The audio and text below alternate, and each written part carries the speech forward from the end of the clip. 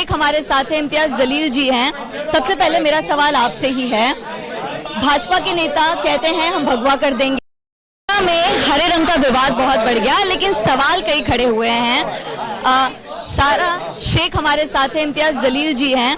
सबसे पहले मेरा सवाल आपसे ही है, भाजपा के नेता कहते हैं हम भगवा कर देंगे, तमाम तरह के सवाल आते हैं, आपको क्यों टारगेट किया और क्या आप डर गई?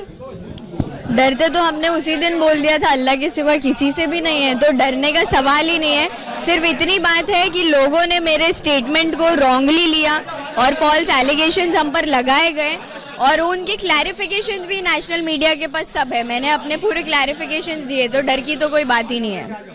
जलील जी, अगर आप मुझे बताएं कि जिस तरह की टिप्पणी लगातार की जा रही है, भाजपा के नेता भी कहते हैं आप किसी को तोतला कह रहे हैं, नचैनिया कह रहे हैं, वो भी चीजें देखने आ रही है, तो ये किस तरह की राजनीति जो है वो उसका एक स्तर? देखिए, हम कभी भी है तो घटिया लोगों के मुंह लगते नहीं है, हाँ?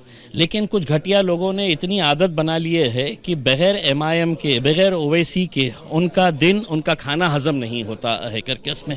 तो हम तो एक तो पहले इनके मुंह लगते नहीं है, लेकिन उठे सुटे अगर कोई भी अगर हमारे बारे में बेफजूल की बातें अगर करते रहेंगे उसमें, तो आप ये एक्सपेक्ट मत करिएगा कि हम गूंगे, मुक्के और बहरे लोगों की जमात है करके उसमें।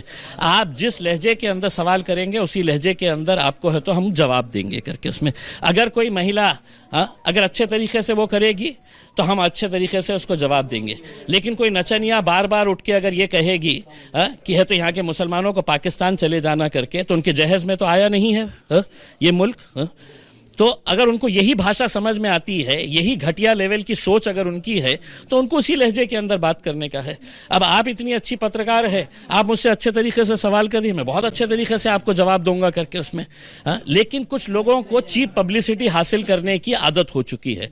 उसमें ये नितेश राणे हो गया है, ये एक तोतला आदमी, क्या नाम है इसका, किरीट सोमैया, ये हो गया है, वो एक बीजेपी का एक छोटा सा लीडर है इतना सा, वो उठे सूटे है, तो मतलब तुमको दिन हुआ नहीं, रात हुई नहीं, तुम सब यही फजूल की बातें करते रहते हैं, और तुम ये एक्सपेक्ट करते हैं कि साहब मैं आके मुंब्रा की पुलिस को है तो डराऊंगा, और वो मुंब्रा की पुलिस यहाँ पर है आके हमारी बच्ची को। मैं यहाँ पे आने का मकसद यही था कि हम शहर ने जो बोली थी हम उसके साथ खड़े हुए हैं करके उसमें। ठीक है, अब आपको इससे ज्यादा क्लियर नहीं कर सकता हूँ। एक सवाल है, उप मुख्यमंत्री कह रहे हैं कि हमारा तो थाने भगवा है, छोटा मोटा आपका जो है मुंब्रा है, तो इस पर क्या कहेंगे? क्योंकि वो अपनी ताकत दिखाने की कोशिश उस बयान से कर रहे हैं। देखिए, सिर्फ थाने का क्यों है, वो तो महाराष्ट्र के उप मुख्यमंत्री है ना, मेरे भी उप मुख्यमंत्री है उसमें, और उन्होंने संविधान के ऊपर शपथ ली है, समझ रहे हैं? जिस पोस्ट के ऊपर वो बैठे हुए हैं वो कोई एक जात के, एक धर्म के नहीं है, कोई एक जात के नहीं है। वो उनके जे राज्य के अंदर जितने लोग आते हैं, चाहे वो हिंदू हो, मुसलमान हो, दलित हो, सिख हो, ईसाई हो, जितने जात धर्म के हैं, हमारे भी उप मुख्यमंत्री है वो। लेकिन जब एक मुख्यमंत्री और उप मुख्यमंत्री ही ये कहेगा कि मेरा भगवा है करके, तो फिर आप ये सोच लीजिएगा कि आप एक पक्ष के और एक जात के उप मुख्यमंत्री बन के रह गए हैं करके। आप महाराष्ट्र के नहीं है, महाराष्ट्र की एक परंपरा है। ये लोगों को सबसे पहले तो छत्रपति शिवाजी महाराज कौन थे, छत्रपति संभाजी महाराज कौन थे करके, ये सिर्फ है तो अपने भाषणों के अंदर उनका नाम का इस्तेमाल करते हैं। उनको बोलिएगा कि महाराष्ट्र की एक परंपरा है, उस परंपरा के हिसाब से काम करें। अच्छा, मुझे एक चीज बताइए, आप शहर के इस बयान से पार्टी को नुकसान हुआ है या फायदा? देखिए, हमको नुकसान फायदे का नहीं है। एक यंग बच्ची है जो मुंब्रा से चुनकर आई है, और यकीनन एक बहुत ही बड़ी फाइट उसने करके यहाँ पर जीत हासिल की है उसमें।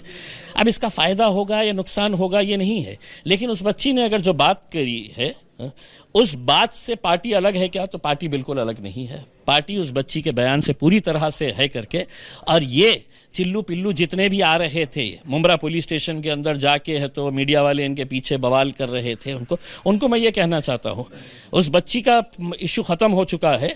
अब मैं बोलकर जा रहा हूँ, अब मैं बोलकर जा रहा हूं। अब तुम मेरे बारे में क्या करने वाले हैं कर ही लीजिएगा उसमें।